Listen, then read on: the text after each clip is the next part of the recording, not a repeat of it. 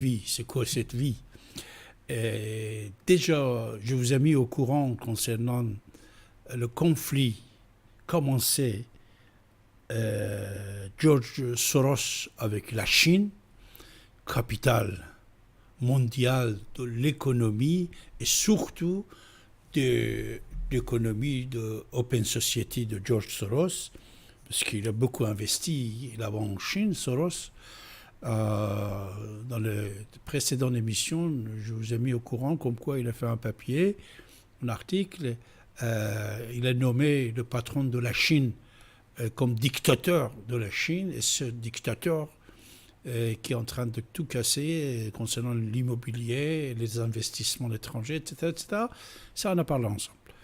Alors, cette semaine, j'ai d'autres nouvelles de George Soros pour vous, qui est très important et très intéressant. Ce qu'il a commencé à contester les actions économiques de BlackRock. BlackRock, vous êtes déjà au courant, je vous ai donné plein d'informations à ce sujet. Les Gilets jaunes ici en France étaient contre BlackRock, puisque c'est le BlackRock qui voulait, vous savez l'histoire de retraite, sécurité sociale, je ne sais pas quoi, tous ces changements-là, le profiteur, c'est BlackRock.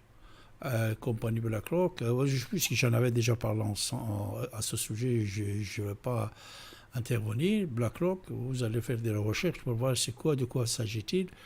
Une grande compagnie de financement international qui vend tout.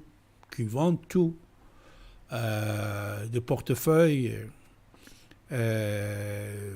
jusqu'à des armements, assurance vie, je ne sais pas quoi, tout.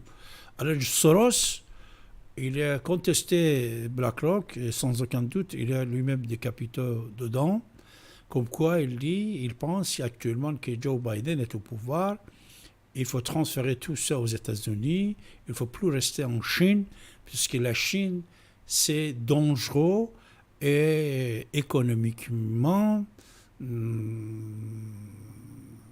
les fonds ne vont pas être en sécurité en Chine.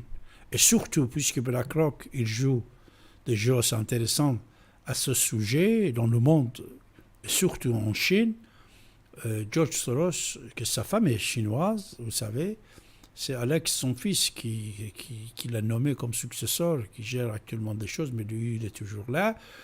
Alors, ça, c'est très important, c'est-à-dire dans les jours qui viennent, concernant la Chine, qui l'a nommé dictature de la Chine, Xi Jinping.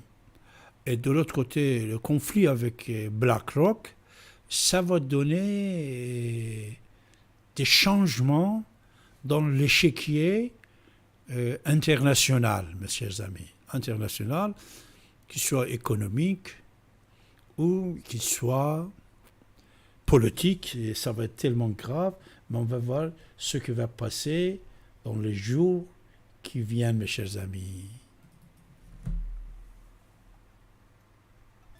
Ça doit se régler ici et maintenant. T'as raison, c'est ici et maintenant.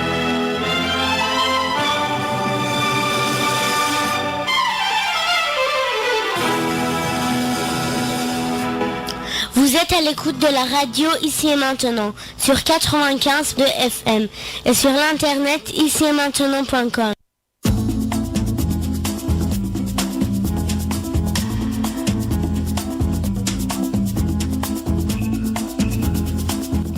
Retrouvez l'émission animée par David Abbassi tous les derniers samedis du mois en direct à partir de 23h sur Ici et Maintenant 95.2.